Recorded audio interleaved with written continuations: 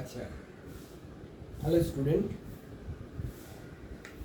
তোমাদের জন্য আজকে একটা এসএলএসটি 9-10-এ অনেকেই বলছো যে আইসোমারিজম ব্যাপারটার ক্লাস হয়, তো সেই আইসোমারিজম ক্লাসের সম্পর্কে একটু আলোকপাত করার জন্য আজকে এই ভিডিওটা আমি করছি।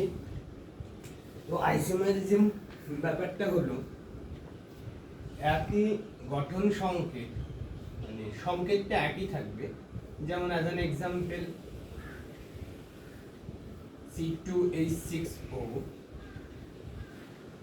একই সংকেত বিশিষ্ট যদি দুই বা ততোধিক যৌগ পাওয়া যায় যাদের ধর্ম আলাদা এবং গঠনের পুনর্বিন্যাসে আণবিক গঠনে পুরোপুরি আলাদা এবং তাদের ধর্মটাও আলাদা হবে, এবং এটা অনেক ধরনের হয়, গঠনগত হয়, ফাংশনাল গ্রুপ ঘটিত হয়, অবস্থান ঘটিত হয়।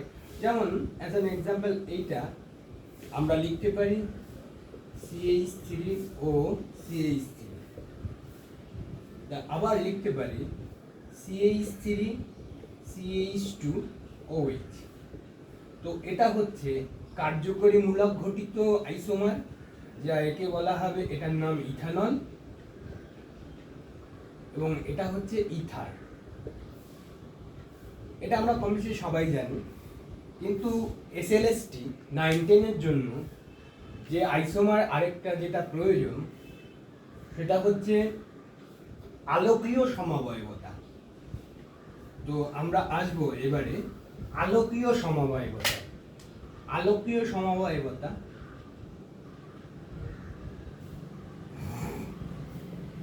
Optical isomerism.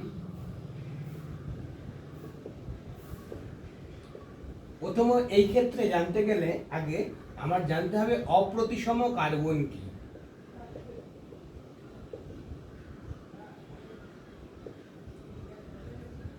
তো অপ্রতিসম কার্বন হলো এমন একটা কার্বন যেই কার্বনটাকে আমি কেন্দ্রীয় কার্বন হিসেবে চিহ্নিত করব একটা জৈব যৌগে, এবং তার চারদিকে চারটে ডিফারেন্ট গ্রুপ থাকবে, A B C D। তো চারদিকে চারটে ডিফারেন্ট গ্রুপ থাকতে হবে, তাহলে সেই কার্বনটাকে বলা হবে অপ্রতিসম কার্বন। কিরকম? As an example lactic acid.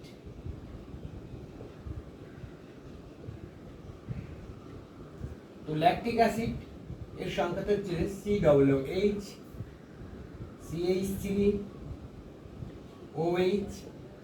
তাহলে এই যে ল্যাকটিক অ্যাসিডের এই কেন্দ্রীয় কার্বন, এই কেন্দ্রীয় কার্বনের দেখো চারপাশে চারটে ডিফারেন্ট গ্রুপ, এটা অ্যাসিড মূলক, এটা OH গ্রুপ, এটা CH3 এবং এটা হাইড্রোজেন। তাই এই কার্বনটাকে আমি বলবো অপ্রতিসম কার্বন। এই অপ্রতিসম কার্বন থাকলে সেই যৌগটা আলোক সক্রিয় হয়, আলোক সক্রিয় যৌগ। এইবারে যদি অপ্রতিসম না হয় তাহলে আলোক নিষ্ক্রিয়। তা অপ্রতিসম না হয় মানে ব্যাপারটা কি? যেমন এইটা প্রোপানোয়িক অ্যাসিড।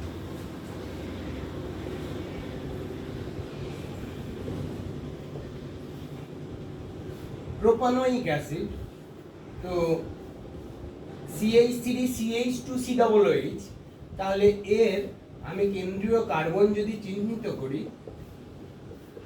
এই প্রোপানোয়িক অ্যাসিডের কেন্দ্রীয় কার্বন এইটা, তো এই কেন্দ্রীয় কার্বনের চারদিকে চারটে ডিফারেন্ট গ্রুপ নেই।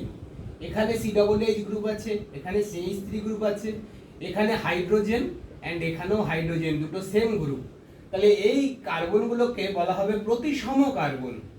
যদি প্রতিসম কার্বন হয় তাহলে সেই যৌগটা আলোক নিষ্ক্রিয় হয়ে যাবে, তখন আর সে আলোক সক্রিয় থাকবে না, সে আলোক নিষ্ক্রিয় হয়ে যায়। তাহলে এই আলোক নিষ্ক্রিয়, তাহলে এ কিন্তু আর আলোক সক্রিয় হবে না, এই আলোক নিষ্ক্রিয় আইসোমার হবে। আবার অনেক সময় অপ্রতিসম কার্বন থাকলেও সে একাধিক অপ্রতিসম কার্বন আছে, কিন্তু তবুও সে আলোক নিষ্ক্রিয় হয়। সেটা কোন ক্ষেত্রে? না, আমি দেখবো একটা প্রতিসাম্য তল আছে কিনা। প্রতিসাম্য তলটা কি না, একটা মলিকুলকে আমি এমন একটা প্লেন দিয়ে বাইসেক্ট করব যার ফলে ওই মলিকুল দুটো পার্টে ভাগ হবে এমন ভাবে যে দুটো পার্টি আইডেন্টিক্যাল, মানে দুটো পার্টে একই রকম লাগবে, পুরোপুরি হুবহু এক, মানে মনে হবে তারা যমজ, কিছু পরিবর্তন নেই। তাহলে সেই প্লেনটাকে বলা হবে সিগমা প্লেন বা প্রতিসাম্য তল। অ্যাজ অ্যান এক্সাম্পল,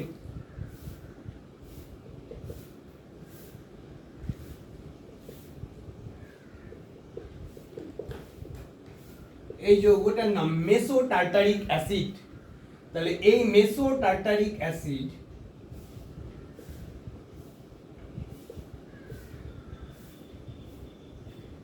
অ্যাসিডকে আমি এই যে এইখান থেকে একটা প্লেন বরাবর এইখানে বাইসেক্ট করে দিলাম, এটা 3 ডাইমেনশনাল।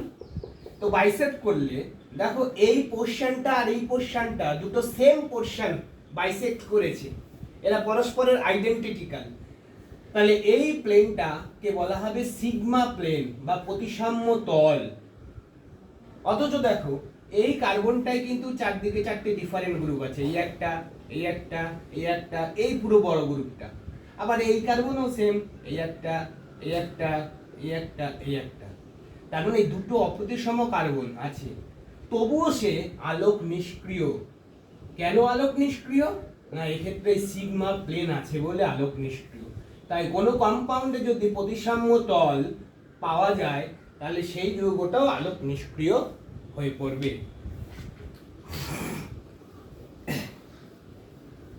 এবারে নেক্সট দেখো, এই আলোকীয় সময়াবতা যৌগের কিছু আছে যেটা এনানসিওমার, ডায়াস্টেরিওমার, হোমোমার। তো এনানসিওমার আর ডায়াস্টেরিওমার ব্যাপারটা কি? ধরো এই একটা কম্পাউন্ড,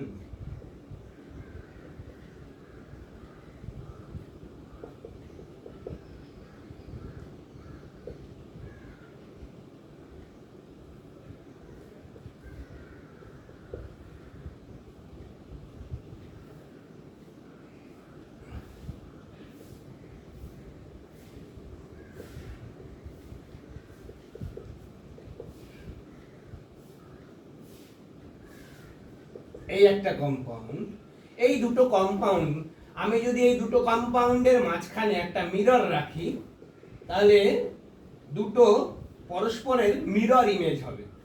কিন্তু এইটাকে ধরে এইটার উপরে উপরিপাত করা যাবে না, মানে সুপার ইম্পোজ করা যাবে না। কারণ এইটা যদি এটার উপরে বসাই তাহলে ওইচটা এইচ এর ঘাড়ে বসবে, এই এইচ ওইচ এর ঘাড়ে বসবে, মানে সুপার ইম্পোজ হবে না। আর সুপার ইম্পোজ না হলে সেই মিরর ইমেজ যদি পাওয়া যায় তাহলে সেই যৌগ দুটি পরস্পরের বলা হবে এনানসিওমার।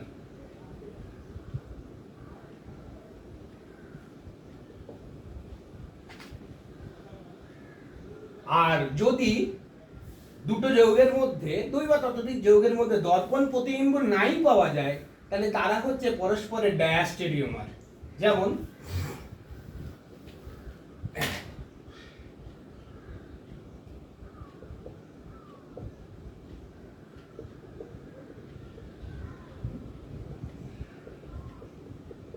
এর নাম ম্যালেইক অ্যাসিড,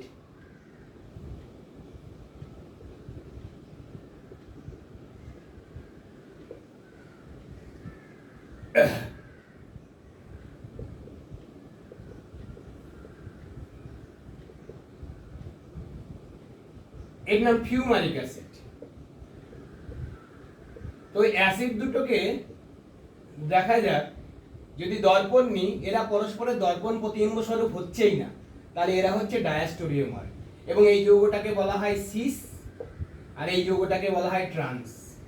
তাহলে সিস ট্রান্স যে সমস্ত যৌগ পাওয়া যায় সেই সমস্ত যৌগ ডায়াস্টেরিওমার হয় এবং একে বলা হয় জ্যামিতিক সমবায়বতা। তাহলে non super impose mirror image relationship যদি কম্পাউন্ড পাওয়া যায় তাদের বলা হয় এনানসিওমার। আর যদি দর্পণ প্রতিবিম্ব নাই হয় যৌগ দুটোর মধ্যে তাকে বলা হয় পরস্পরের ডায়াস্টেরিওমার।